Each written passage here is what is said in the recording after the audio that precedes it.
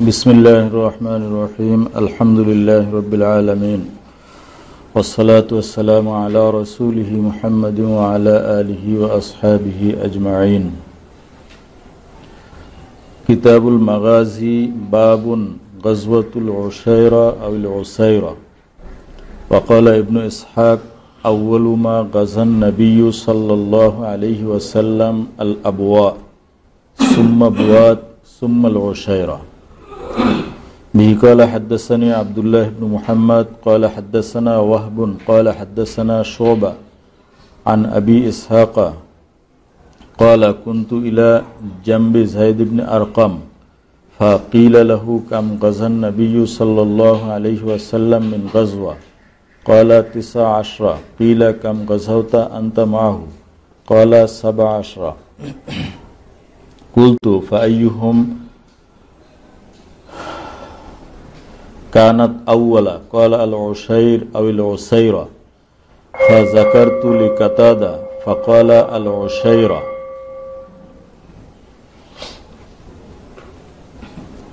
এই বাব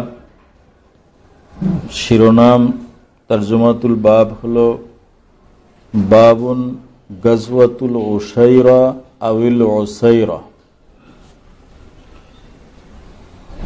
উশাইরার যুদ্ধ। উশাইরা শব্দের কিরাত সম্পর্কে একাধিক মত আছে, এজন্য বলা হয়েছে আল উশাইরা আউল উসাইরা। এই যে আও আছে এটা লিশাক, মানে সঠিক শব্দ কি হবে এটা সন্দেহ হয়েছে, এজন্য সন্দেহপূর্ণ দুইটা শব্দ এখানে উল্লেখ করে দেওয়া হয়েছে। যে শব্দটা কি বিল ইজাম না বিল ইহমাল।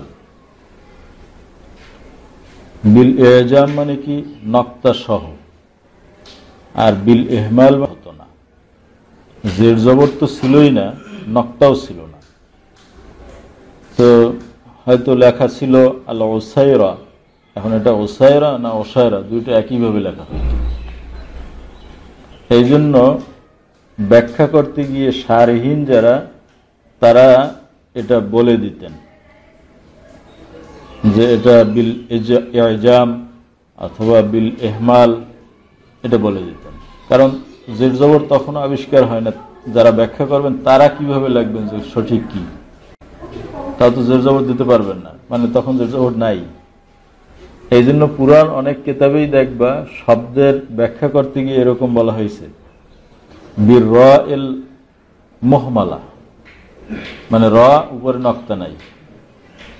হ্যাঁ, আবার লেখছে বিজাইল মুজামা, মানে নক্তাওয়ালা ঝা, নক্তা ছাড়া র। এই মুজামা বা মুহমালা শব্দের ব্যাখ্যা করতে গিয়ে যেগুলো সারা কিতাব আছে এগুলো প্রায় দেখবে এরকম লেখছে। যেমন আইনিতে লেখছে, দেখো হাজা বাবুন ফি বায়ানে গজওয়াতিল উশাইরা বিদম্মিল আইনিল মুহমালা। উশাইরা আইন নক্তা সারা, মুহমালা মানে কি নক্তা সারা, ওয়া ফাতহিশ শিন ওয়া সুকুনিল ইয়ায়ে আখিরাল হরফ, এভাবে লেখছে।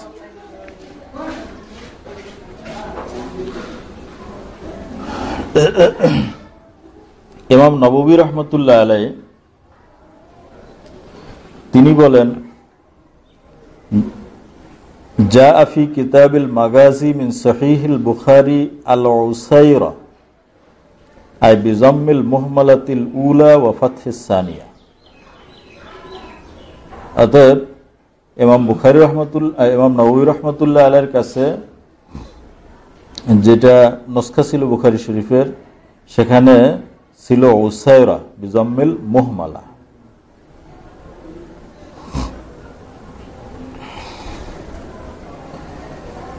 তো উশাইরা এটা একটা জায়গার নাম। ওয়াহুয়া মাওদিউন মিন বাতনি ইয়াম্বু, আরব দেশের ম্যাপ কুরআন ম্যাপ এগুলো দেখলে পরে এই সমস্ত জায়গার নাম পরিচয় এগুলো পাওয়া যাবে। আমরা তো আমাদের নিজেদের দেশের জায়গাগুলো সব চিনি না, জেলা, উপজেলা, গ্রাম। তো এর কিতাবের ভিতরে এরকম অনেক জায়গা আসবে যেগুলো একটা ছোট্ট একটা গ্রাম। তো এই জন্য বিশেষ করে কিতাবুল মাগাজি পড়তে গেলে দুনিয়ার সব এলেম দরকার। এই জায়গাগুলো আমি বলে গেলাম, ওশায়রা একটা জায়গার নাম। ওশায়রা এটা কোথায় অবস্থিত, এটা কি জায়গার পরিচিতি, এটা না জানলে তো বিস্তারিত আমি কিছু জানলাম না। আমরা স্বাভাবিক এই সমস্ত হাদিসের কিতাবে ব্যাখ্যা করতে গেলে বলি, কোন জায়গার নাম আসলে ইসমু কবিলাতিন, ইসমু মাউজান, ইসমু করিয়াতিন, ইসমু মদিনাতিন, বাস এতটুকু। যেটা একটা গ্রামের নাম, এটা একটা শহরের নাম, এটা একটা কবিলার নাম, এরকম বলে যায়, কিন্তু সেটা কোথায় আছে এগুলো বিতাফসিল বিস্তারিত জানতে চাইলে এর জন্য কিতাব আছে, মওজামুল বুলদান। কিতাবের নাম কি? মওজামুল বুলদান, মাকতাবায় আছে, 3 ভলিউম, বড় কিতাব। সেখানে এই হাদিসের ভিতরে যত জায়গার নাম আছে সেই জায়গাগুলোর ইতিহাস, পরিচয় বিস্তারিত আলোচনা করা হয়েছে। এভাবে জায়গার পরিচয়ের উপরে আরো অনেক কিতাব আছে, এটাই মাশহুর কিতাব। আর সরার ভিতরে অনেক জায়গায় এগুলো আলোচনা করা হয়েছে। দ্বিতীয়, এই জায়গাগুলো কোথায় অবস্থিত? কুরআন ম্যাপে একরকম ছিল, এখন অনেক জায়গার নাম পরিবর্তন হয়ে গেছে। এই জন্য আধুনিক যুগে অনেক কিতাব বের হয়েছে যেখানে এই ম্যাপগুলো দেওয়া হয়েছে। যেমন বদর যুদ্ধ, এটার জন্য আলাদা ম্যাপ আছে। উহুদ যুদ্ধ, এর জন্য ম্যাপ আছে। এর উপরে একাধিক বই বের হয়েছে। আতলাসু গজওয়াতের রসুল সাল্লাল্লাহু আলাইহি ওয়াসাল্লাম, রসুল পাক সাল্লাল্লাহু আলাইহি ওয়াসাল্লামের যুদ্ধের ম্যাপ সমূহ বই, সেই বইয়ের ভিতরে সব যুদ্ধের ম্যাপ এবং ওই যুদ্ধগুলোর পরিচয়, জায়গাগুলোর পরিচয় এটা দেওয়া আছে। এই আতলাসের উপরেও অনেকগুলো বই আছে, অনেক গবেষক লেখছেন। এটা বাংলায় একটা বই আছে, হাদিসের বিস্ময়। এইগুলো ম্যাপ দেওয়া আছে, সাথে সাথে আবার বাংলায় বর্ণনাও দেওয়া আছে।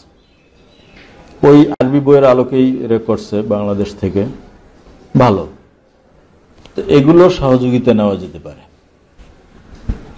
তো যাই হোক, বাবুন গজওয়াতুল ওশায়রা আউল ওসায়রা, এই বাবে ইমাম বুখারী রহমতুল্লাহ আলাইহি ওশায়রা যুদ্ধ সম্পর্কে আলোচনা করেছেন। আসলে ওশায়রা এটা প্রথম যুদ্ধ ছিল না, এর আগেও যুদ্ধ হয়েছিল। যুদ্ধ বলতে যেটা বলা হয়েছে গজওয়া এবং সারিয়া, সেখানে সংঘর্ষ হতেও পারে, নাও পারে। ঐতিহাসিকদের বর্ণনা মতে গজওয়া এবং সারিয়া এর ভিতরে সর্বপ্রথম হয়েছিল যেটা, সেটা একটা সারিয়া ছিল। রাসূল পাক সাল্লাল্লাহু আলাইহি ওয়াসাল্লাম সেখানে যান নাই। এটা হলো সারিয়াতু হামজা। হযরত হামজা রাদিয়াল্লাহু তাআলা আনহুর নেতৃত্বে এই সারিয়া পাঠানো হয়েছিল। তোমাদেরকে যে লিস্ট দিয়েছি এখানে আছে, দেখো। এটা ছিল হিজরতের 6 মাস পরে বা 7 মাস পরে, অর্থাৎ হিজরত করে আসার 6-7 মাস পরে। এটা রমজানের শুরুতে রাসূল পাক সাল্লাল্লাহু আলাইহি ওয়াসাল্লাম হযরত হামজা রাদিয়াল্লাহু তাআলা আনহুকে সেনাপতি করে এবং তার হাতে একটা পতাকা দিয়ে এই বাহিনীটা তিনি প্রেরণ করেছিলেন। পতাকার রং ছিল সাদা এবং হযরত আবু মারসাদ আল গানাবী তিনি এই পতাকা বহন করেছিলেন। এখানে সৈন্য সংখ্যা ছিল 30 জন এবং এরা সকলেই মুহাজির ছিলেন। উদ্দেশ্য ছিল কুরাইশদের বাণিজ্য দলকে গতিরোধ করা, যারা সিরিয়ার থেকে ফিরে আসতেছিল। অর্থাৎ রসুল পাক সাল্লাল্লাহু আলাইহি ওয়াসাল্লাম, একটু ব্যাকগ্রাউন্ড বুঝতে হবে। রসুল পাক সাল্লাল্লাহু আলাইহি ওয়াসাল্লাম যখন মদিনায় এসে ইসলামী রাষ্ট্র কায়েম করলেন, তখন কুরাইশ কাফেররা চিন্তা করলো যে মুহাম্মদ মদিনায় গিয়ে বিরাট শক্তি সঞ্চয় করতেছে, অতএব এই শক্তি বড় হওয়ার আগেই এটাকে চূর্ণ করে দেওয়া দরকার। আর কুরাইশরা অত্যন্ত যুদ্ধে পারদর্শী ছিল এবং গোটা আরবের নেতৃত্ব তাদের হাতে ছিল। এজন্য রসুল পাক সাল্লাল্লাহু আলাইহি ওয়াসাল্লামের বিরুদ্ধে যুদ্ধের প্রস্তুতি তারা নিতেছিল। এজন্য রসুল পাক সাল্লাল্লাহু আলাইহি ওয়াসাল্লাম দুইটা পদক্ষেপ নিলেন। সফল রাষ্ট্রনায়ক খালি দিন প্রচার করেন নাই, একটা রাষ্ট্র প্রতিষ্ঠা করা। দেখো, বাংলাদেশের মতো একটা ক্ষুদ্র রাষ্ট্র স্বাধীন হওয়ার পরে এই দেশকে কিন্তু যারা স্বাধীন করছে কন্ট্রোল করতে পারে নাই। বিভিন্ন দুর্নীতি শুরু হয়ে গেছে, দেশের ভিতরে অরাজকতা শুরু হয়ে গেছে, ডাকাতি শুরু হয়ে গেছে, দুর্ভিক্ষ হয়েছে। ৭৫-এর দুর্ভিক্ষ, ৭১-এ স্বাধীন হলো, স্বাধীন হওয়ার পরেই মানুষ দুর্ভিক্ষে পড়লো। তো যাই হোক, রসুল পাক সাল্লাল্লাহু আলাইহি ওয়াসাল্লাম এই প্রতিকূল পরিবেশে মদিনা রাষ্ট্র প্রতিষ্ঠা করলেন এবং এটার কত সফলভাবে তিনি পরিচালনা করলেন। কুরাইশদের থেকে আশঙ্কা যুদ্ধের, এজন্য তিনি দুইটা পদক্ষেপ নিলেন। একটা হলো কুরাইশদের শক্তিকে খর্ব করে দেওয়া এবং তাদেরকে দমন করে রাখা। যেহেতু কুরাইশদের মক্কায় সেরকম কোনো খাদ্যশস্য উৎপাদন হতো না এবং তাদের সমস্ত ব্যবসা বাণিজ্য ছিল সিরিয়ায় এবং ইয়ামানে। কোরআন শরীফে আল্লাহ তাআলা বলছেন, রিহলাতা শীতাই ওয়া সাইফ, শীতকাল হইলে তারা সফর করত ইয়ামানে আর গ্রীষ্মকালে সিরিয়ায়। অতএব এই সিরিয়ায় যে যেতে হয়, সিরিয়া হলো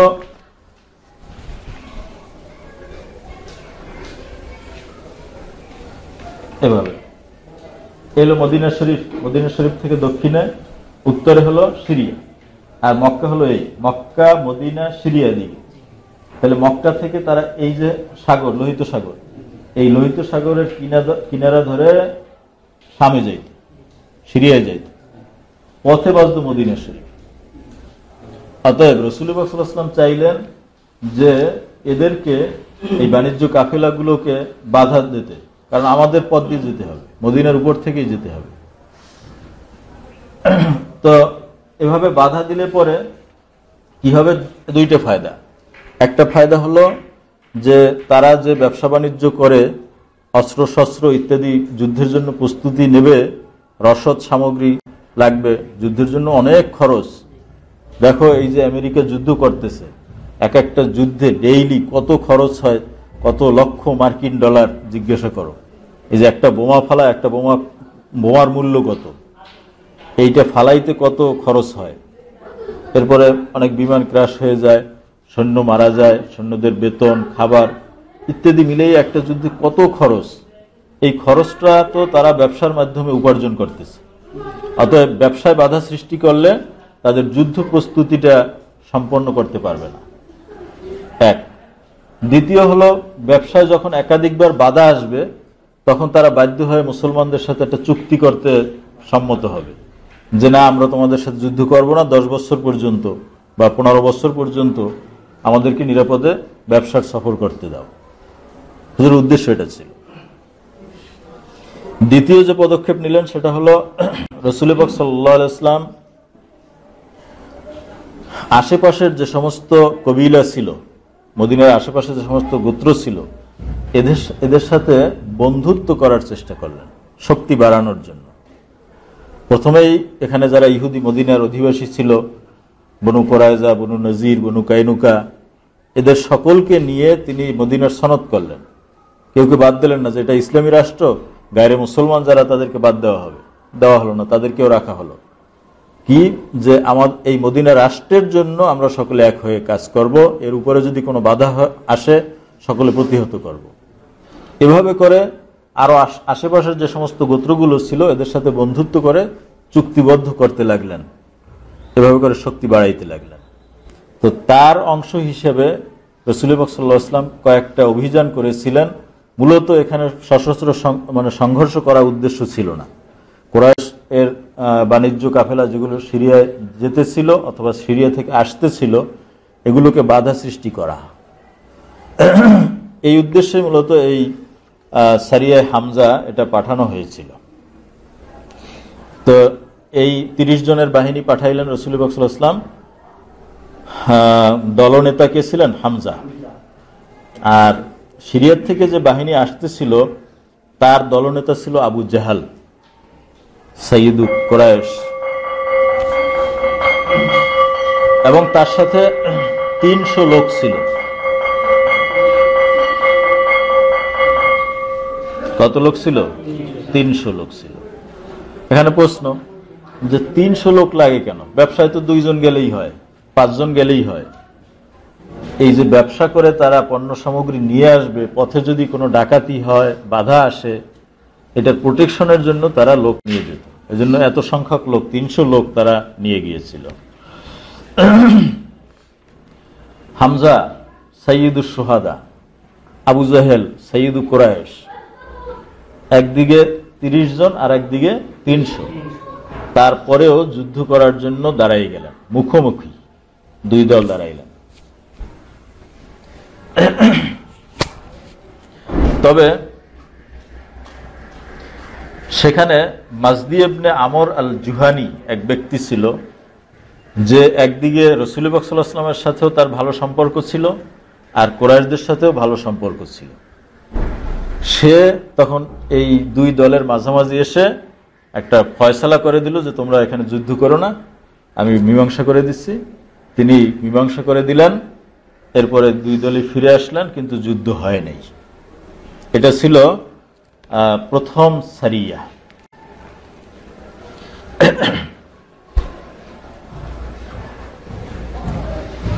এরপরে আরো একটা সারিয়া রাসূলুল্লাহ সাল্লাল্লাহু আলাইহি ওয়াসাল্লাম পাঠাইলেন। এটার নেতৃত্বে ছিলেন হযরত উবায়দা ইবনুল হারিস। সৈন্য সংখ্যা ছিল 60 জন বা 80 জন। এটা রাবেগ অভিমুখে প্রেরণ করেছিলেন। এরা সকলেই মুহাজির ছিলেন। এদের জন্য সাদা রঙের একটা পতাকা তৈরি করা হয়েছিল। পতাকা বহন করেছিলেন মিস্তা ইবনে আসাসা। মুররা নামক জায়গায় যখন তারা পৌঁছেন, সেখানে আবু সুফিয়ান ইবনে হারব, ইকরামা ইবনে আবি জাহাল এর নেতৃত্বে 200 কুরাইশদের একটা দল এর মুখোমুখি হন। তবে সেখানেও কোনো যুদ্ধ হয় নাই। তবে মুসলমানদের মধ্যে হযরতে সাদ ইবনে আবি ওয়াক্কাস কাফেরদের লক্ষ্য করে একটা তীর নিক্ষেপ করেছিলেন। এটাই ছিল ইসলামের ইতিহাসে কাফেরদের বিরুদ্ধে নিক্ষিপ্ত প্রথম তীর। অনেক সময় প্রশ্ন আসে যে ইসলামের পক্ষে কাফেরদের বিরুদ্ধে সর্বপ্রথম কে তীর নিক্ষেপ করেন? কে? সাদ ইবনে আবি ওয়াক্কাস।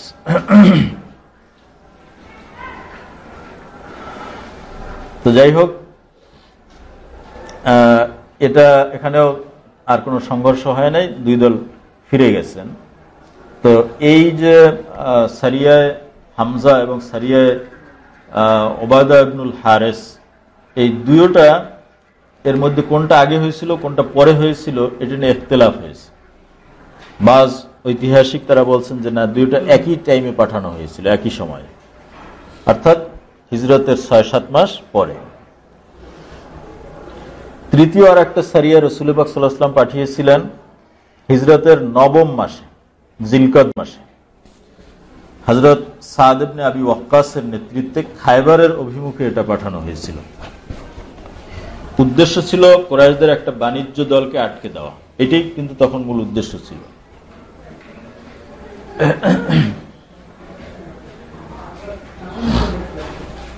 তো হযরত সাদ ইবনে আবি ওয়াক্কাস দলের সংখ্যা ছিল 20, তার সাথে 20 জন লোক ছিল। তাদেরকে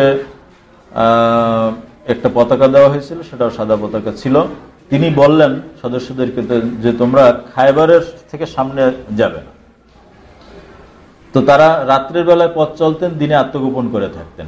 5ম দিন চলতে চলতে ভোরবেলায় যখন তারা খায়বারে পৌঁছেন, তখন সংবাদ পেলেন যে কুরাইশরা একদিন আগেই এই এলাকা ছেড়ে চলে গেছে।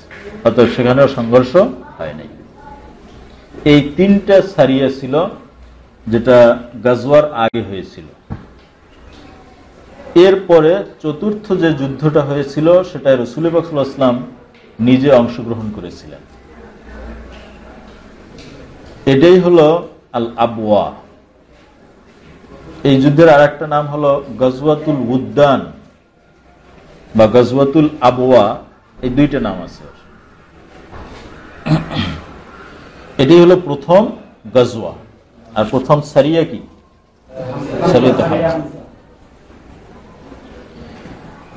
এটা হিজরতের দ্বাদশ মাসে, অর্থাৎ 1 বছর হয়ে গেছে, সফর মাসে হযরত সাদ ইবনে ওবাদাকে মদিনার ভারপ্রাপ্ত শাসক নিযুক্ত করে হুজুর বের হয়ে পড়লেন। হুজুর তো মদিনার রাষ্ট্রপ্রধান, তিনি মদিনা ছেড়ে গেলে তার জায়গায় একজন বসাই যেতে হবে না? কাকে রেখে গেলেন? সাদ ইবনে ওবাদা। এই বাহিনীর পতাকাও ছিল সাদা, পতাকা বহন করতেছিলেন হযরতে হামজা রাদিয়াল্লাহু তাআলা। তো তারা, এই দলের উদ্দেশ্য ছিল কুরাইশদের একটা দলকে আটকানো, কিন্তু তাদের নাগাল পাওয়া গেল না।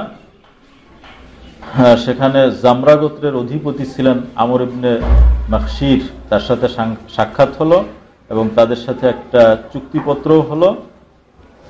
এই সফরে রাসূল পাক সাল্লাল্লাহু আলাইহি ওয়াসাল্লাম 15 দিন মদিনার বাইরে ছিলেন, এরপরে আবার মদিনায় চলে আসেন।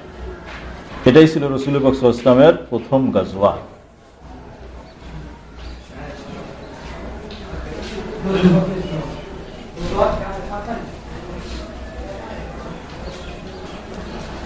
ভর্তিটা ক্লিয়ার করে নেবা এই সপ্তাহের মধ্যে, নোটিশ।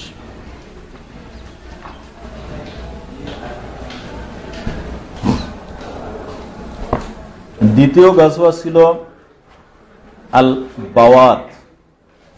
দেখো এখানে লেখছে ওয়ালা ইবনে ইসহাক আউয়ালু মা গাজান নবী সাল্লাল্লাহু আলাইহি ওয়াসাল্লাম আল আবওয়া। রাসূল পাক সাল্লাল্লাহু আলাইহি ওয়াসাল্লামের প্রথম গাজওয়া ছিল আবওয়া। সুম্মা বুয়াত বা বাওয়াত, এরপরে ছিল বুয়াত বা বাওয়াত যুদ্ধ। এটা হিজরতের ত্রয়োদশ মাসে, এটা ছিল 1 মাস পরেই, রবিউল আউয়াল মাসে, সফর রবিউল আউয়াল মাসে 200 সঙ্গী নিয়ে রাসূল পাক সাল্লাল্লাহু আলাইহি ওয়াসাল্লাম অভিযানে বের হন। হযরত সাদ ইবনে মুআজকে এ সময় মদিনার আমির নিযুক্ত করা হয়। এই বাহিনীর পতাকাও সাদা ছিল, পতাকা বহন করতেছিলেন হযরত সাদ ইবনে আবু ওয়াক্কাস। উদ্দেশ্য ছিল কুরাইশদের একটা দলকে আটকানো। সেই দলটা ছিল উমাইয়া ইবনে খালফের নেতৃত্বে, সেই দলে 100 লোক ছিল এবং সেই বাহিনীতে 2500 উট ছিল, মানে তারা উট সংগ্রহ করছিল। তো বাওয়াত নামক জায়গায় রাসূল পাক সাল্লাল্লাহু আলাইহি ওয়াসাল্লাম পৌঁছলেন, কিন্তু তাদেরকে পাওয়া গেল না। বারবার ধাওয়া করা হচ্ছে কিন্তু পাওয়া যাচ্ছে না। তো হুজুর আর সামনে বাড়লেন না, সেখান থেকে চলে আসেন। বাওয়াত হলো সিরিয়ার পথে জুহফার নিকটবর্তী একটা পাহাড়ি এলাকা। দেখো এখানে ম্যাপগুলো সব দেওয়া আছে। রাসূল পাক সাল্লাল্লাহু আলাইহি ওয়াসাল্লাম, এই তো মদিনা, ম্যাপটা ধরতে হবে এইভাবে। ম্যাপ সবসময় উত্তর দিকে উপর থাকবে। তাহলে মদিনার থেকে এই হলো আবওয়া, এই হলো উদ্যান, এই দেখো রাবেগ, এই যে রাবেগে পাঠিয়েছিল, এইসব সমুদ্রবর্তী এলাকা যেখান থেকে তারা যাতায়াত করত। হ্যাঁ, মদিনা শরীফ থেকে, মক্কা শরীফ থেকে পশ্চিমে।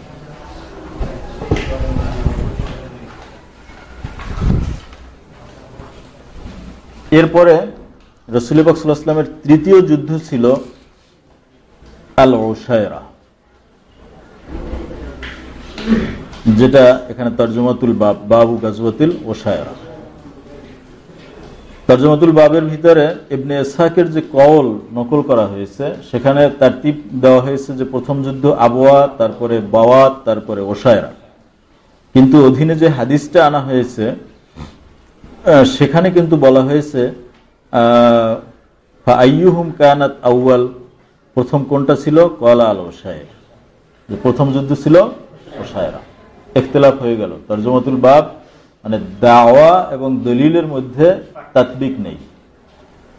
তরজমাতুল বাবটা হলো দাওয়া, যে এখানে দাবি করা হয়েছে প্রথম যুদ্ধ হলো আবওয়া, তারপরে বুয়াত, তারপরে উসায়রা। কিন্তু দলিল পেশ করা হয়েছে যেটা, সেখানে বলা হয়েছে প্রথম যুদ্ধ ছিল ওশায়রা। এটার জবাব সামনে বলব। এটা ওশায়রা যুদ্ধ বা জুল ওশায়রাও বলা হয়। তবে বাজ ঐতিহাসিক বলেছেন যে এই ওশায়রার যুদ্ধের আগে আরেকটা যুদ্ধ হয়েছিল যেটাকে সাফওয়ান যুদ্ধ বলা হয়। কুরজ ইবনে জাবের ফেহরি এর পশ্চাৎ ধাবনের জন্য এই সাফওয়ান অভিযান হয়। সে কি করছিল, মদিনার আশেপাশে ডাকাতি শুরু করছিল। কে? কুরজ ইবনে জাবের। তো রাসূল পাক সাল্লাল্লাহু আলাইহি ওয়াসাল্লাম তাকে দমন করার জন্য হযরত যায়েদ ইবনে হারেসাকে মদিনায় স্থলাভিষিক্ত করে তিনি মদিনা থেকে বের হয়ে পড়েন। এখানে পতাকা সাদা ছিল, পতাকা হযরত আলী রাদিয়াল্লাহু তাআলা আনহুর হাতে ছিল। বদরের নিকটবর্তী সাফওয়ান উপত্যকা পর্যন্ত তিনি এগিয়ে যান, কিন্তু কুরজ আগেই খবর পেয়েছিল, সে পালিয়ে গিয়েছিল। সেখান থেকে হুজুর মদিনায় চলে আসেন। তো বাজ ঐতিহাসিক বলছেন যে এটা জুল ওশায়রার আগে ছিল, তবে ইবনে ইসহাক বলেন যে এটা ছিল জুল ওশায়রার পরে।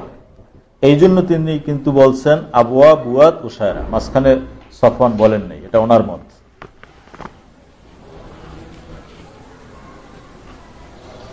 জুল ওশায়রা যুদ্ধ এটা হিজরত করে আসার পরে 16 মাস পরে, 1 বছর 4 মাস পরে জুমাদাল উখরা মাসে কুরাইশদের একটা বাণিজ্য কাফেলাকে উদ্দেশ্য করে বের হন। রাসূল পাক সাল্লাল্লাহু আলাইহি ওয়াসাল্লামের সঙ্গে 150 বা 200 মুহাজির সাহাবী ছিলেন। এ সময় মদিনায় আবু সালামা ইবনু আবুল আসাদকে স্থলাভিষিক্ত করে গেছেন। হুজুর কিন্তু বিভিন্ন জনকে স্থলাভিষিক্ত করে যেতেন। পতাকার রং সাদা ছিল, পতাকা বহন করতেছিলেন হামজা। রাসূল পাক সাল্লাল্লাহু আলাইহি ওয়াসাল্লাম সংবাদ পেয়েছিলেন যে একটা ব্যবসায়ী দল মক্কা থেকে রওনা হয়ে সিরিয়ায় ব্যবসার জন্য যাইতেছে। এই সন্ধানের জন্য হুজুর বের হলেন। ইয়াম্বু নামক জায়গার কাছাকাছি গিয়ে শিবির ফেলেন। এটা জুল ওশায়রা নামক স্থান ছিল। সেখানে পৌঁছার পরে জানা গেল যে কয়েকদিন আগেই তারা এই স্থান ত্যাগ করে চলে গেছে। সেই সময় তো যোগাযোগ ছিল, টেলিফোন ছিল, মোবাইল ছিল, এই জন্য সংবাদ এইগুলো সংগ্রহ করতে অনেক কষ্টে। যে অমুক তারিখ রওনা দিচ্ছে, তাহলে কতদিন এখানে আসার কথা, এটা ধারণার উপরে। কিন্তু এই ধারণা অনেক সময় ঠিক হতো না, কারণ তারা তো সবসময় ভয়ে থাকতো। অতএব তারা করত কি, যে নির্দিষ্ট সময়ের আগেই চলে যেত যাতে তাদেরকে না ধরতে পারে, অথবা দেরি করে যেত যাতে করে তাদেরকে না পায়। তো এটাও হুজুর পাইলেন না। মূলত যখন তারা চলে গেল, আবু সুফিয়ানের নেতৃত্বে এই বাহিনী ছিল, তো এরপরে যখন ব্যবসা করে তারা আবার ফিরতেছিল, তখন যাওয়া কোথায়? তখন রাসূল পাক সাল্লাল্লাহু আলাইহি ওয়াসাল্লাম আবার তাদেরকে ধাওয়া করতে বের হলেন। এটাই ছিল বদর যুদ্ধ। হ্যাঁ, তাহলে এই এখানেও যুদ্ধ হয়নি, এরপরেই তো বদরের যুদ্ধ হয়। তবে এর মাঝখানে আরেকটা সারিয়া ছিল। এই বাহিনী তো সিরিয়ায় গেল, এদেরকে ধাওয়া করার জন্য গেলেন, পাইলেন না। ফিরে আসার সময় তাদেরকে ধাওয়া করলেন না, তখন বদর যুদ্ধ হলো। মাঝখানে আরেকটা সারিয়া হুজুর পাঠাইছিলেন হযরত আব্দুল্লাহ ইবনে জাহাশের নেতৃত্বে। বদর যুদ্ধের জন্য এই সারিয়াটাও একটা কারণ ছিল। রাসূল পাক সাল্লাল্লাহু আলাইহি ওয়াসাল্লাম সপ্তদশ মাসে, হিজরত করার 17 মাস পরে রজব মাসে কিন্তু যুদ্ধ নিষেধ। এই মাসে পাঠাইলেন শুধু গতিবিধি লক্ষ্য করার জন্য হযরত আব্দুল্লাহ ইবনে জাহাশের নেতৃত্বে মাত্র 12 জন লোক, এবং আব্দুল্লাহ ইবনে জাহাশ এই দলের নেতা ছিলেন। দুইজন করে একটা উটে ছিলেন, প্রত্যেক 2 জনের জন্য একটা উট ছিল। ইবনে ইসহাক বলছেন যে আব্দুল্লাহ ইবনে জাহাশ ছাড়া 8 জন লোক ছিল, অন্যান্য ঐতিহাসিকরা বলছেন 12 জন লোক ছিল। এবং ইবনে ইসহাক সেই 8 জনের নাম উল্লেখ করেছেন: Abu Hudhayfa ibn Utba, Ukasha ibn Mihsan, Utba ibn Ghazwan, Saad ibn Abi Waqqas, আমির ইবনে রাবিয়া, ওয়াকিদ ইবনে আব্দুল্লাহ, খালিদ ইবনে বুকাইর, সুহাইল ইবনে বাইদা। এরা সকলেই মুহাজির ছিলেন। আব্দুল্লাহ ইবনে জাহাশকে রাসূলুল্লাহ সাল্লাল্লাহু আলাইহি ওয়াসাল্লাম একটা চিঠি দিয়ে বললেন 2 দিন সফর করার পরে এই চিঠিটা খুলবে এবং এ অনুযায়ী কাজ করবে। নির্দেশ অনুযায়ী তিনি চিঠি খুলে দেখলেন, তাতে নির্দেশ দেওয়া হয়েছে যে তোমরা নাখলা চলে যাও। নাখলা হলো তায়েফ এবং মক্কার নিকটবর্তী মধ্যবর্তী একটা স্থান, একদম কাফেরদের পেটের মধ্যে। কোথায়? মদিনা। মক্কা থেকে পূব দিকে হলো তায়েফ, আর নাখলা এর মাঝামাঝি হলো এই জায়গাটা।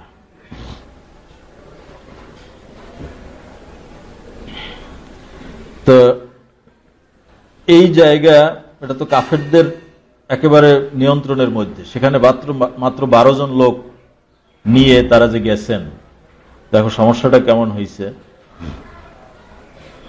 অত্যন্ত বিপজ্জনক কাজ ছিল, যেহেতু একদম শত্রুদের ভিতরে ঢুকে গেছেন। অতএব আব্দুল্লাহ ইবনে জাহাশ তার সঙ্গীদেরকে এই চিঠি পড়ার পরে বললেন যে এটা তো অত্যন্ত ঝুঁকিপূর্ণ কাজ, অতএব কেউ যদি ইচ্ছে করেন আমার সাথে যেতে পারেন। এটা তো যুদ্ধের ব্যাপার না, সংবাদ সংগ্রহের ব্যাপার। আর যদি কেউ ইচ্ছে করেন নাও যেতে পারেন, আমি একাই যাব। সকলে বললেন যে আমরা যাব আপনার সাথে। সকলে প্রস্তুত হয়ে রওনা দিলেন। কিন্তু হযরত সাদ ইবনে আবি ওয়াক্কাস এবং উতবা ইবনে গাজওয়ান, ওনারা যেই উটটার উপরে সওয়ার ছিলেন সেই উটটা হারিয়ে গেছিল। সেই উট খুঁজতে খুঁজতে তারা অনেক দূর চলে গেছে। এত ঘন্টা বিদায় গেল, 1 ঘন্টার ভিতরে 3 বার ঘন্টা বিদায়।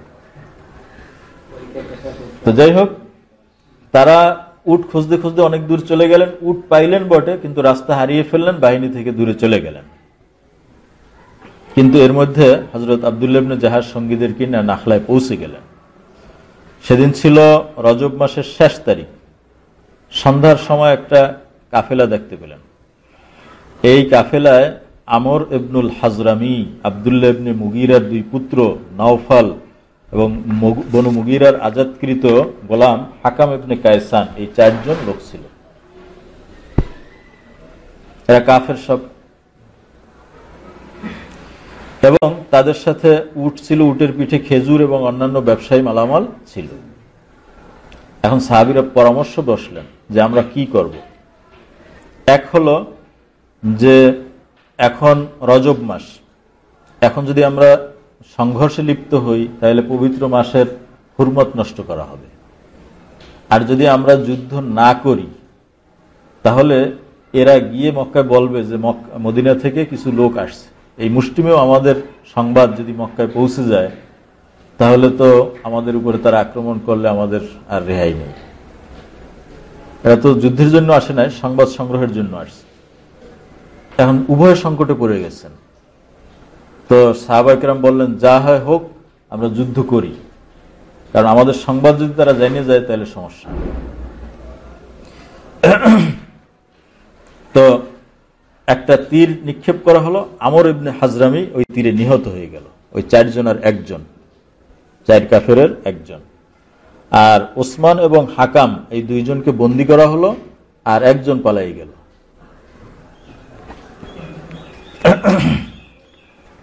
এবং ওই খেজুর টেজুর যা ছিল বস্তায় তাও নিয়ে আসলো। এটাই ছিল ইসলামের প্রথম খুমুস, গনিমত।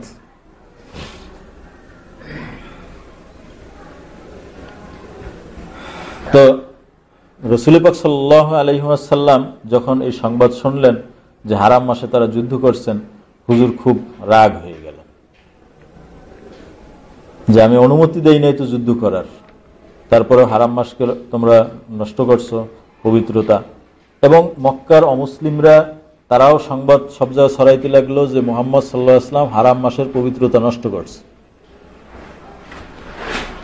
তখন আল্লাহ রাব্বুল আলামিন এই আয়াত নাজিল করলেন সূরা বাকারা 217 নম্বর আয়াত, ইয়াসআলুনাকা আনিশ শাহরিল হারামি কিতালিন ফীহি, তারা আপনাকে জিজ্ঞাসা করে, অর্থাৎ ওই সাহাবীরা যারা ওই হাজরামিকে হত্যা করছিল তারা জিজ্ঞাসা করছে হুজুরের কাছে, হুজুর আমরা যে কাজটা করছি এটা কি ঠিক হয়েছে? তো বলছে যে এই মাসে কেতাল বা যুদ্ধ সম্পর্কে আপনাকে মানুষ জিজ্ঞাসা করে, কুল কেতালুন ফীহি কাবীর, আপনি বলে দিন যে এই মাসে যুদ্ধ করা কবীর মানে বড় অন্যায়, ওয়াসাদ্দুন আন সাবিলিল্লাহি ওয়া কুফরুম বিহি ওয়াল মাসজিদিল হারামে ওয়া ইখরাজু আহলিহি মিনহু আকবারু ইনদাল্লাহ, তবে তার চেয়ে বড় হলো আল্লাহর রাস্তায় বাধা সৃষ্টি করা, আল্লাহর সাথে কুফরি করা এবং মসজিদে হারাম এবং মসজিদে হারামের এলাকার থেকে মানুষদেরকে বের করে দেওয়া, এটা তো তার চেয়েও বড়। ওয়াল ফিতনাতু আকবারু মিনাল কতল, এটা হলো ফিতনা, এটা কতলের চেয়েও বড়। অতএব এটা গুনাহ হয়েছে, কিন্তু এর চেয়েও বড় গুনাহ কাফেররা করছে। তো এই ছিল মুসলমানদের হাতে নিহত সর্বপ্রথম কাফের আমর ইবনুল হাজরামি, এবং এই খুমুস ছিল ইসলামের প্রথম খুমুস।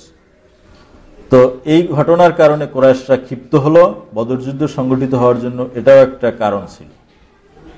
তারা এমনি আগে যুদ্ধ করতেছিল, এইটা একটা ওসিলা পাইল যে আমাদের লোককে হত্যা করছে, এজন্য তারা বিরাট প্রস্তুতি নিয়ে বদর যুদ্ধে আসলো।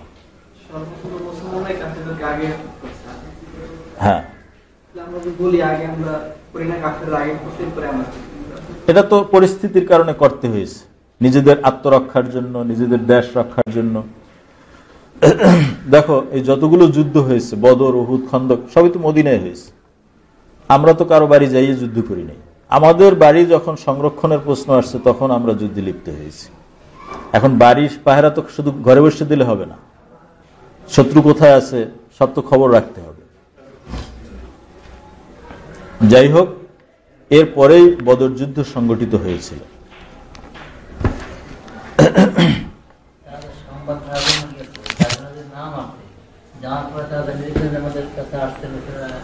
হ্যাঁ, এই জন্যই তো তারা মানে চিন্তায় পড়ে গেছেন যে আমরা কি করব, যুদ্ধ করব, না করলে তো নিজেদের প্রাণ থাকবে না। তো যাই হোক, এখন দেখো হাদিস, এখানে হাদদাসানি আব্দুল্লাহ ইবনে মুহাম্মদ ক্বালা হাদদাসানা ওয়াহবুন ক্বালা হাদদাসানা শুবান আবি ইসহাক ক্বালা কুনতু ইলা জামবি যায়েদ ইবনে আরকাম, যায়েদ ইবনে আরকামের কাছে আমি ছিলাম।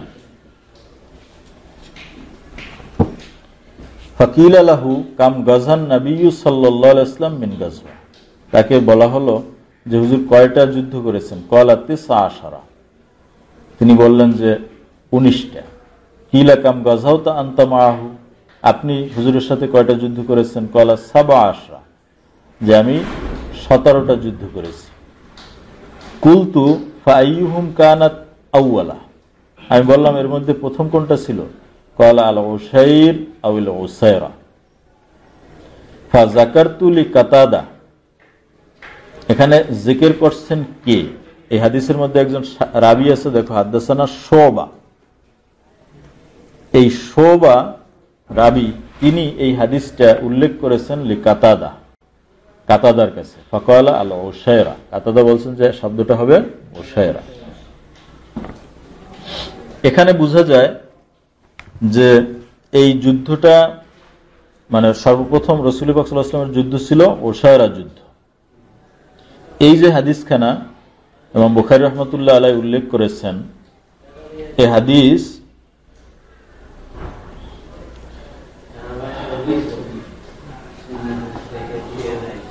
ইমাম মুসলিম রাহমাতুল্লাহ আলাইহি মাগাজির ভিতরে উল্লেখ করেছেন, এবং তিরমিজি রাহমাতুল্লাহ আলাইহি কিতাবুল জিহাদের ভিতরে উল্লেখ করেছেন, এবং আবু দাউদ তিনিও এই হাদিস উল্লেখ করেছেন। তবে তিরমিজির riwayate আসছে ওয়া আইয়াতুহুন্না কানা আউয়াল। দেখো এখানে একটা বিরাট ব্যাপার, ক্বালা সাবা আশারা কুলতু ফাআইয়ুহুম কানাত আউয়াল, এর মধ্যে কে প্রথম ছিল? আইয়ু হুম, এটা তো জাউইল উকুলের জন্য জমির ব্যবহার করা হয়েছে। হুম মানে তাহারা, তাহাদের মধ্যে কে প্রথম ছিল? আল্লাহ আইনি বলেন যে এটা ওহাম হয়েছে, যে আসলে হওয়া উচিত ছিল আইয়ু হুন্না, যেমন তিরমিজির riwayate আসছে, অথবা আইয়ু হা। আইয়ু হুম এটা তো অশুদ্ধ মনে হয়, ওহাম হয়েছে। যাই হোক, এই হাদিসে বলা হয়েছে যে হযরত যায়েদ ইবনে আরকাম রাসূলের সাথে 17টা যুদ্ধে অংশগ্রহণ করছেন, আর 2টা যুদ্ধে অংশগ্রহণ করেন নাই। তাহলে হুজুর অংশগ্রহণ করছেন মোট 19টা যুদ্ধে। কিন্তু মুসলিম শরীফে হযরত আবু যুবায়ের থেকে একটা হাদিস বর্ণিত হয়েছে।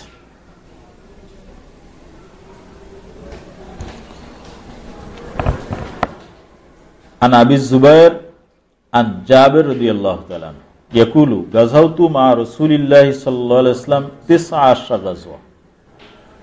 জাবির রাদিয়াল্লাহু তাআলা বলেন যে আমি হুজুরের সাথে 19টা যুদ্ধে অংশগ্রহণ করেছি। ক্বালা জাবির লাম আশহাদ বদরান ওয়ালা উহুদান, তবে বদর আর উহুদ যুদ্ধে আমি অংশগ্রহণ করতে পারি নাই। মানানি আবি, আমার পিতা আমাকে নিষেধ করেছিলেন। ফালাম্মা কুতিলা আবি আব্দুল্লাহ ইয়াউমা উহুদ লাম আতাখাল্লাফ আন রাসূলিল্লাহ সাল্লাল্লাহু আলাইহি ওয়াসাল্লাম ফি গাজওয়াতিন কাত্তু। আমার পিতা উহুদ যুদ্ধে মারা গেলেন। জাবির ইবনে আব্দুল্লাহ তিনি উহুদ যুদ্ধে মারা গেছেন। তো আমার পিতা মারা যাওয়ার পরে আর কোনো যুদ্ধে আমি অনুপস্থিত থাকি নাই। তাহলে আমি রাসূলুল্লাহ সাল্লাল্লাহু আলাইহি ওয়াসাল্লামের সাথে 2টা যুদ্ধে অংশগ্রহণ করতে পারি নাই, তারপরেও 19টা যুদ্ধে অংশগ্রহণ করেছি। তাহলে রাসূলুল্লাহ সাল্লাল্লাহু আলাইহি ওয়াসাল্লামের যুদ্ধ মোট কয়টা হয়েছে? আরো 2টা, 21। অতএব মুসলিম শরীফের হাদিস দ্বারা বুঝে গেল রাসূলুল্লাহ সাল্লাল্লাহু আলাইহি ওয়াসাল্লামের যুদ্ধের সংখ্যা ছিল 21টা, 19টা। হ্যাঁ, আরো আছে। এই জন্য বলছে যে মানে সংখ্যা বাড়তেছে। এই হাদিসে বলছে 19টা, কয়টা? 19টা। আর মুসলিম শরীফের জাবেরের হাদিস দ্বারা বোঝা যায় 21টা। তো উনি যে বদর আর উহুদে অংশগ্রহণ করতে পারেন না, এর আগেও তো গজওয়া ছিল, তাহলে সংখ্যা আরো বাড়বে। এই জন্য আসহাবুল মাগাজি ওয়া সিয়ার যারা, তারা আরো বেশি সংখ্যা বলছেন। যাকারা মুহাম্মদ ইবনে সাদ আন জামাআতিন মিন আহলি সিয়ার, যারা বড় বড় ঐতিহাসিক যেমন মুসা ইবনে উকবা ইবনে ইসহাক, আবু মুসার, আব্দুর রহমান ইবনে আবি জিনাদ, ওনরা সকলে বলছেন যে রাসূলুল্লাহ সাল্লাল্লাহু আলাইহি ওয়াসাল্লামের যুদ্ধের সংখ্যা ছিল 27টা, 27 গাজওয়া। আর সারিয়ার সংখ্যা ছিল 47, ওনাদের মতে 47টা।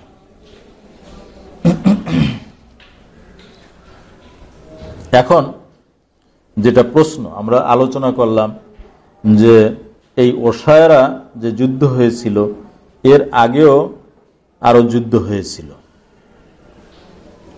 3টা যুদ্ধ হয়েছিল। একটা হলো আবওয়া, আর একটা হলো বুয়াত, আর একটা হলো সফওয়ান।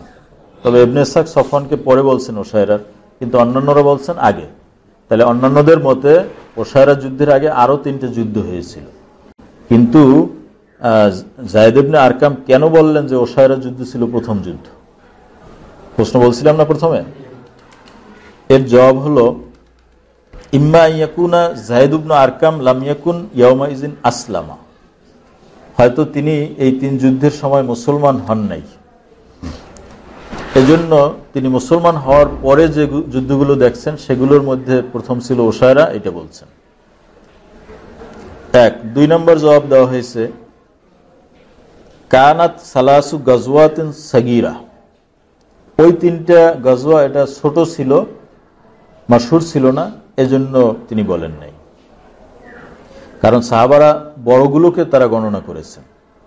অথবা জবাব দেওয়া হয় কানাত কবলা আন ইয়াস্তাহিরা আমরাল গাজওয়ে বিনিসবাতি ইলা মা আলিমাহু, তিনি যা জানছেন তার ইলমে ওই 3টা মাশহুর হয় নাই। তখন একটা ঘটনা ঘটলে এটা প্রচার হইতে সময় লাগে, মাশহুর হইতে, তো তার কাছে তার ইলমে এটা ছিল না, তার জানা ছিল না, তখন ওইটা মাশহুর হয় না, এই জন্য তিনি বলছেন ওসায়রা প্রথম ছিল। তো আমরা পাইলাম আসলে ওসায়রা প্রথম না, প্রথম ছিল কি আবওয়া, আর এর আগেও সারিয়া ছিল। এখানে আরেকটা আলোচ্য বিষয় আছে, আরেকটা মানে এখানে আমি ওই জায়গাগুলোর বিস্তারিত পরিচয় দিলাম না, এখানে কিছু কিছু আল্লামা আইনি রহমতুল্লাহ আলাই বলছেন। আবওয়া করিয়াতুন জামিআতুন মাযকুরাতুন ফি রাসমিল ফরা, এরপরে উদ্যান, এটা একই। করিয়াতুন মিন উম্মাহাতিল কুরা, এটা একটা গ্রাম অঞ্চল ছিল। বাইনাহা ওয়া বাইনা আবওয়া সামানিয়াতু আমিয়াল, এই উদ্যান এবং আবওয়া এর মাঝে 8 মাইল ডিফারেন্স ছিল। বুয়াত, এটা হলো জাবালুম মিন জিবালে জুহাইনা মিন নাহিয়াতে জি খাসাব, জি খাসাব এটাও একটা জায়গার নাম। এই জি খাসাবের দিকে জুহাইনা গোত্রের একটা পাহাড়, এটা হলো বুয়াত। ওয়া বাইনা বুয়াত ওয়াল মদিনা সালাসাতু বুরাত, মদিনা থেকে বুয়াতের দূরত্ব 3 বারিদ। এখন আমার যেটা বলার বিষয় সেটা হলো এই মাগাজি পড়তে গেলে এরকম বহু জায়গায় আসবে যেখানে অমুক জায়গা থেকে মদিনার দূরত্ব এত মাইল, এত ফারসাক, এত বারিদ। এগুলোর মাপটা কি? মাইল বলতে আমরা কি বুঝি, ফারসাক বলতে কি বুঝি, বারিদ বলতে কি বুঝি? আমি তোমাদেরকে লিস্ট দিয়ে যাচ্ছি, এটা সাথে রাখবে সব সময়। জাদওয়ালুন ইয়াহতাউই আলা খুলাসাতিল আতওয়াল, দৈর্ঘ্যের বর্তমান মাপ। আয-যিরা, বলা হয় যে খালাকাল্লাহু আদম আলা তুলহু 60 যিরাআন। সিত্তু যিরা বলতে কি বুঝি? 1 হাত না, 1 গজ, গজে তো 2 হাত হয়ে যায়। এরকম ভাবে বলা হয় 1 আঙ্গুল, ইসবা, বলা হয় 1 মুষ্টি, দাড়ি 1 মুষ্টি রাখতে হবে। এখন দাড়ি 1 মুষ্টি, কেউ বলছে কারো হাত ছোট, কারো হাত বড়, আবার কেউ বলছে যে এই আঙ্গুল বাড়াইতে হইবে। আসলে কবজা বলতে এই কবজা না, কবজাটা মাপ, জেরা বলতে একটা মাপ। কবজা হলো 7.7 সেন্টিমিটার, অর্থাৎ দাড়ি এতটুকু রাখতে হবে, এরপরে কাটা যাবে। তো এই পরিমাপটা এখানে দেওয়া আছে, সুন্দর করে দেওয়া আছে। জেরা হানাফিদের মতে 46.3 সেন্টিমিটার। এরপরে মালিকিয়াদের মতে কি, শাফিয়া হাম্বালিদের মতে কি, সেটাও দেওয়া আছে। ইসবা আঙ্গুল আমাদের মতে 1.9 সেন্টিমিটার। কবজা মুষ্টি, এটা 7.7 সেন্টিমিটার। শেব বিগাত আমাদের মতে 11.5 সেন্টিমিটার। বা বাহু, এটা আমাদের মতে 1.8 মিটার। মাইল হানাফি মালিকি এদের মতে মাইল হলো 1855 মিটার। ফারসাক হানাফি এবং মালিকিদের মতে 5565 মিটার। বারিদ হানাফি এবং মালিকিদের মতে 22,260 মিটার। মারহালা হানাফি এবং মালিকিদের মতে 44.5 কিলোমিটার। বুঝে আসছে? অতএব এই জায়গার দূরত্বগুলো আসবে বিভিন্ন জায়গায়, এটা মুআদালা করে নেবা বর্তমান মাপের সাথে, এটাও লেমিনেশন করে আমাকে জমা দেবা।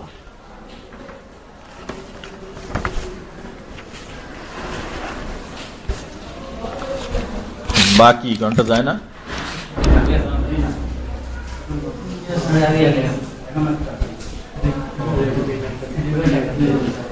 কার 2 ঘন্টা আমার একত্রে বলছিল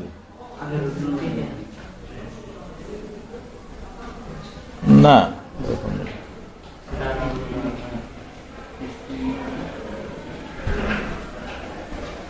আচ্ছা,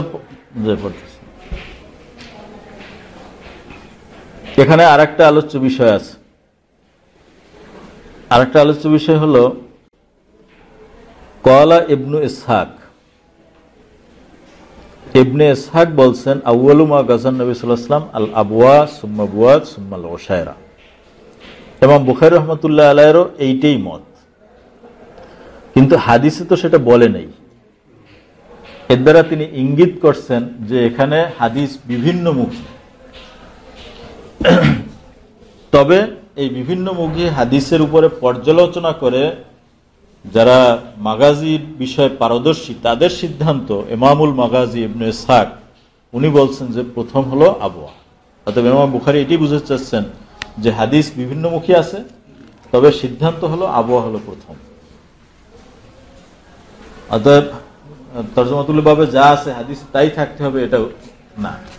ফিকহুল বুখারী ফি তারাজিমিহি বলছি যে বিভিন্ন কায়দায় তরজমাতুল বাব কায়েম করা হয়েছে। এই একটা রওয়ায়াত উল্লেখ করে তিনি ইখতিলাফের রওয়ায়াতের দিকে ইঙ্গিত করছেন, আর তরজমাতুল বাবের ভিতরে সেই ইখতিলাফের তাতবিকটা উল্লেখ করছে, তারজি কোনটা সেটা উল্লেখ করছে।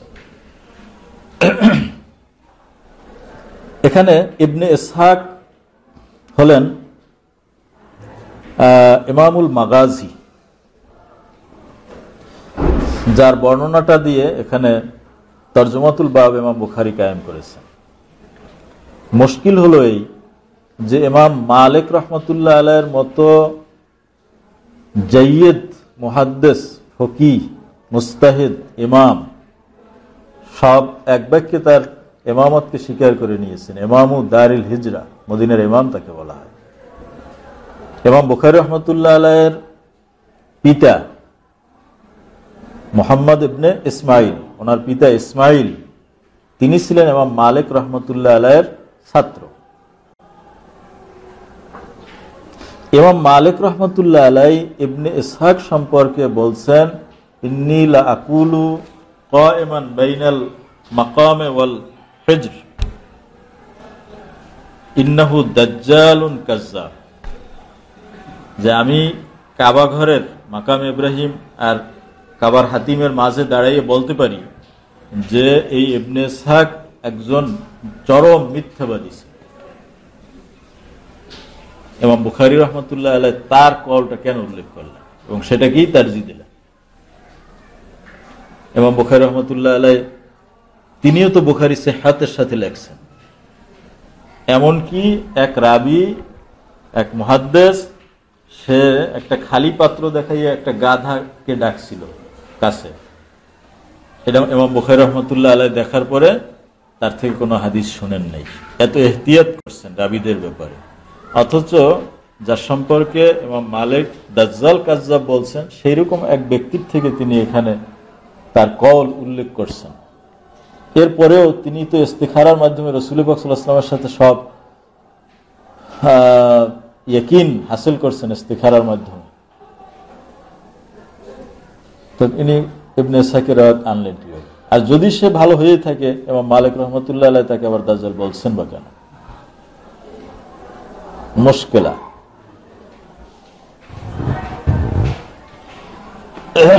ইবনে ইসহাক মুহাম্মদ ইবনে ইসহাক ইবনে ইয়াসার, ওনার পিতা ইয়াসার ছিলেন কায়েস ইবনে মাখরামা এর আজাদকৃত গোলামদের অন্তর্গত। তার কুনিয়াত হলো আবু বকর অথবা আবু আবদুল্লাহ। তিনি ৮০ হিজরিতে মদিনা মুনাওয়ারায় জন্মগ্রহণ করেন। এরপরে তিনি মদিনা থেকে সফর করেন ইলমে হাদিসের সন্ধানে, হাদিস শোনার জন্য। বিভিন্ন অঞ্চল সফর করে তিনি বাগদাদে গিয়ে স্থায়ী বসতি করেন এবং বাকি জীবন সেখানেই তিনি কাটিয়ে দেন, সেখানেই তিনি ইন্তেকাল করেন। এবং ওনার মাজার হলো ওনাকে দাফন করা হয়েছে ফি মাকবারাতিল খাইজরান ওয়াহিয়াল ইয়ৌম মাশহুরাতুন বিমাশহাদিল ইমাম আবি হানিফা। ওই কবরস্থানটা মাশহাদুল ইমাম আবি হানিফা, আবু হানিফার কবরস্থান বলে বিখ্যাত, সেখানে ওনাকে দাফন করা হয়েছে। তো উনি বড় মুহাদ্দিস ছিলেন, তাবেঈ ছিলেন। আন্নাহু রাআ সাহাবিল জালিল আনাস ইবনে মালিক, হযরত আনাস ইবনে মালিকের সাথে তার সাক্ষাৎ হয়েছিল। এবং সাইয়্যিদুত তাবেঈন সাঈদ ইবনুল মুসাইয়্যিব তার সাথে ওনার সাক্ষাৎ হয়েছিল। ইলম অর্জনের জন্য তিনি সর্বপ্রথম মদিনায় যারা ছিলেন তাদের থেকে ইলমে হাদিস শিখেছেন। এরপর বিভিন্ন অঞ্চলে বড় বড় মুহাদ্দিস যারা তাদের থেকে ইলমে হাদিস শিখেছেন। ওনার বিখ্যাত ওস্তাদদের ভিতরে সাঈদ আল মাকবুরি, আব্দুর রহমান ইবনে হুরমুজ, আমর ইবনে শুআইব, মোহাম্মদ ইবনে ইব্রাহিম আত-তাইমি, আবু জাফর আল বাকের আজ-জুহরি, আব্দুল্লাহ ইবনে আবি বকর ইবনে হাজাম, মোহাম্মদ ইবনে আল মুনকাদির, এরা বড় বড় ওনার শায়েখ ছিলেন। আর ইলম অর্জনের জন্য তিনি যে সমস্ত এলাকা সফর করেছেন সেগুলো হলো জাজিরা, কুফা, রায়, বাগদাদ, ইস্কান্দারিয়া ইত্যাদি।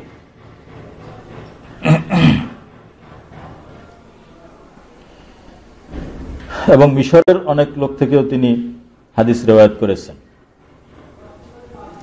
এখন ঘটনা হলো মদিনায় কিন্তু ওনার শোহরত হয় নাই, কারণ মদিনায় তিনি অল্পদিন থাকার পরেই বের হয়ে গেছেন, বিভিন্ন অঞ্চলে হাদিস শিখে বাগদাদে গিয়ে মুকিম হয়েছেন। ফলে মদিনার লোকদের কাছে কিন্তু ওনার পরিচিতিটা পৌঁছে নাই। মদিনায় থাকা অবস্থায় তিনি বড় ইমাম হন নাই, বড় মুহাদ্দিস হন নাই। মূলত ইমাম মালিক রহমতুল্লাহ আলাইহির এই কথা বলার কারণ এটা। ইমাম মালিক রহমতুল্লাহ আলাইহির দর্শন ছিল যে ইলম সব মদিনায়, মদিনার বাইরে তিনি ইলম অর্জন করতেও যান নাই। ব্যতিক্রম প্রত্যেকের জীবনী পড়বা, ইমাম বুখারীর জীবনী তোমরা পড়ছো যে কত রাষ্ট্র সফর করেছেন, এবং এটা মুহাদ্দিসদের অভ্যাস ছিল যে তারা বহু রাষ্ট্র সফর করে তারপরে ইলম অর্জন করতেন। কিন্তু ইমাম মালিক ব্যতিক্রম, তিনি মদিনায় বসে রয়েছেন। ফলে বাইরের খবর তো ওনার কাছে যথাযথভাবে পৌঁছে নাই। ইবনে ইসহাক সেই ছোটকালে মদিনা থেকে বের হয়ে গেলেন, তারপরে কোন কোন জায়গায় হাদিস শিক্ষা করেছেন, তারপরে এখন তিনি কোন পর্যায়ের মুহাদ্দিস, এইটা সম্পর্কে তার সঠিক জ্ঞান মূলত ছিল না। শোনা শোনা কথা, হয়তো তার কোনো শত্রু তাকে তার ব্যাপারে উল্টোপাল্টা বলছেন এবং এইটাই তিনি বিশ্বাস করে নিয়েছেন, বা অন্য যে কোনো কারণে আদাওয়াত থাকতে পারে। তো মুআসির সমসাময়িক একজন আরেকজনের সমালোচনা করলে এটা গ্রহণযোগ্য হবে না। বুঝে আসছে কথা? মনে করো দুইটা বড় মাদ্রাসা, এক মাদ্রাসার প্রিন্সিপাল আর এক মাদ্রাসার প্রিন্সিপালের যদি বদনাম করে, এটা গ্রহণযোগ্য হবে না। কারণ পেশাগত কারণে একজন আরেকজনের সাথে বিরোধ সৃষ্টি হতে পারে। এই জন্য বড় বড় মুহাদ্দিসদের ব্যাপারে এরকম মুহাদ্দিস খুব কম পাওয়া যাবে যার ব্যাপারে কোনো সমালোচনা নেই। হাত্তাকি ইমাম আবু হানিফা রহমতুল্লাহ আলাইহির উপরে কতগুলো অভিযোগ আনা হয়েছে আলোচনা করছিলাম, মুকদ্দমা আলোচনা করার কথা ছিল, আগের বছর আলোচনা করছি যে আবু হানিফা রহমতুল্লাহ আলাইহির উপরে অনেক অভিযোগ আসছে যে তিনি সেকা না, নির্ভরযোগ্য না। সবগুলোর জবাব দেওয়া হয়েছে। আবু হানিফা রহমতুল্লাহ আলাইহি নির্ভরযোগ্য না হলে নির্ভরযোগ্য কে? তো যাই হোক, ওনার সম্পর্কে উনি কত বড় মুহাদ্দিস ছিলেন আমরা মতলাক আগে আলোচনা করি। প্রথম যে ইমাম যাহাবী রাহমাতুল্লাহ আলাইহি ওনার সম্পর্কে বলছেন, আউয়ালু মান দাওয়ানাল ইলমা বিল মদিনা ওয়া যালিকা ক্বাবলা মালিক ওয়া যাওয়িহি। ইমাম মালিক রাহমাতুল্লাহ আলাইহির আগেও তিনি মদিনায় ইলমে হাদিসকে লিপিবদ্ধ করেছেন। ওয়া কানা ফিল ইলমি বাহরান, তিনি ইলমের সমুদ্র ছিলেন। ইমাম যাহাবী কি ছোট আলেম? সিয়ারু আলামের নোবালা লেখছে, দেখো এই মাকতাবায় আছে, রাবীদের জীবনীর উপরে ইমাম যাহাবী রহমতুল্লাহ আলাইহি বড় জারহ তা'দীলের ইমাম ছিলেন, মুআররিখ ছিলেন, তার মন্তব্য। এরপরে আলী ইবনুল মাদিনী, বড় মুহাদ্দিস, নাম শুনছো, তিনি বলছেন ইবনে ইসহাক সম্পর্কে, মাদারু হাদিসে রাসূলুল্লাহ সাল্লাল্লাহু আলাইহি ওয়াসাল্লাম সিত্তাতুন, যে ইলমে হাদিসের মূল হলো 6 জন, এদের থেকে আবার 12 জন হাদিস গ্রহণ করেছেন, তাদের ভিতরে একজন হলো ইবনে ইসহাক। ইমাম জুহরি তিনি বলছেন, লা ইয়াজহালু বিল মদিনাতি ইলমুন জাম্মুন মা দামা ফীহিম ইবনে ইসহাক, ইলমে মদিনায় ইবনে ইসহাক যতদিন থাকবেন ততদিন এখানে ইলম থাকবে। তো এরকম তিনি মাগাজির উপরে কিতাব লিখেছেন, ওনাকে ইমামুল মাগাজি বলা হয়। পরবর্তীতে ওনার এই মাগাজিকেই নির্ভর করে সিরাতে ইবনে হিশাম লেখা হয়েছে, যেটা সিরাতের ক্ষেত্রে বিখ্যাত। হযরত